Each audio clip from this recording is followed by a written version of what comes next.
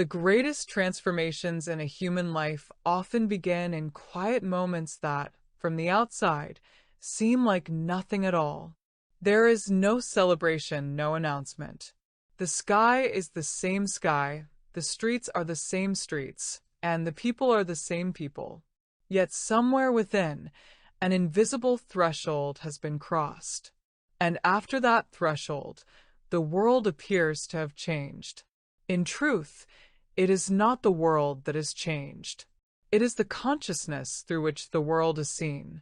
Most people spend a large part of their lives not trying to discover themselves, but gradually moving away from themselves. From the moment we are born, we do not learn only how to live. We also learn how to be accepted, approved of, loved, and included. This learning process often comes with an invisible cost. Little by little, a person begins to leave parts of their truth behind. They become quieter in order to be loved more. They adapt in order to be accepted more. They make themselves smaller to avoid criticism. They hide their genuine thoughts to avoid rejection. Over time, these behaviors cease to be temporary strategies and become identities. Most people do not realize they have lost themselves, because losing oneself does not happen suddenly. It is not a collapse, but a gradual drifting away, like a ship leaving the shore so slowly that its movement goes unnoticed at first. Then one day, a strange emptiness begins to emerge within the life a person has been living for years. Everything seems to be in its place, yet nothing feels right. The people are still there, yet a sense of loneliness remains. Achievements have been attained, yet fulfillment is absent. Life continues, yet the feeling of truly being alive is missing. What many people call a crisis is often not a breakdown at all, but an awakening. The human soul cannot remain forever disconnected from its own truth. The deepest part of us eventually wants to be heard. What has been suppressed longs to be seen. What has been silenced longs to speak. The parts of ourselves we have ignored begin knocking on the door once again. This is why true transformation is not about creating a new person. True transformation is about becoming aware of the layers that were added to us over time.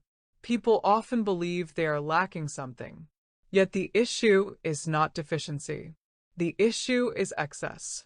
The fears, expectations, roles, obligations, guilt, and voices of others accumulate until we can no longer hear our own voice. At certain periods in life, a person is confronted with a profoundly important question. Who am I, really? The question appears simple, but its answer can change an entire life. Because most of the things we use to answer it do not describe who we are, they describe what we do. We name our profession. We name our roles. We name our relationships. We name our successes and failures. But when all of those things are stripped away, what remains? This is where the real journey begins. It is not a journey toward the outer world, but toward the inner one. And paradoxically, the closer a person comes to themselves, the further they begin to move from certain things. Some relationships lose their meaning. Some habits lose their appeal. Some goals no longer create excitement. Because as a person changes, the structures that once supported them can no longer carry who they are becoming. At this point, many people make a mistake and misinterpret the pain of change. They focus only on what they are losing. Yet every transformation is also a separation. In order for something new to emerge, something old must dissolve. A seed must stop being a seed before it can become a tree. Likewise, a person must allow parts of their old identity to die in order to reach a higher level of consciousness. This death is not physical. It is the death of an identity, the death of false beliefs, the death of a life built around the expectations of others. And like every death, it carries grief. A person grieves not only what was lost, but also the years that were never truly lived. The words left unspoken, the experiences never embraced, the dreams postponed, the moments when they abandoned themselves. Yet hidden within that grief is a profound freedom, because once a person begins to truly see themselves, there is no going back. Once truth has been seen, old illusions lose their power. Once a person recognizes their own worth, they no longer need to constantly seek it from others. Once they hear their own voice, the noise of the crowd loses its former influence. This is why maturity is not about appearing stronger, nor is it about possessing more. Maturity is about taking one's place at the center of one's own being. It is about not losing one's essence despite the constantly changing conditions of the outside world. True freedom emerges here as well. Freedom is not the ability to do whatever one wants. Freedom is not having to live in contradiction to one's own truth. It is the ability to exist without betraying one's soul. It is the ability to distinguish one's inner voice from the fears of others. When a person reunites with themselves, the meaning of life begins to change. The goal is no longer merely to succeed.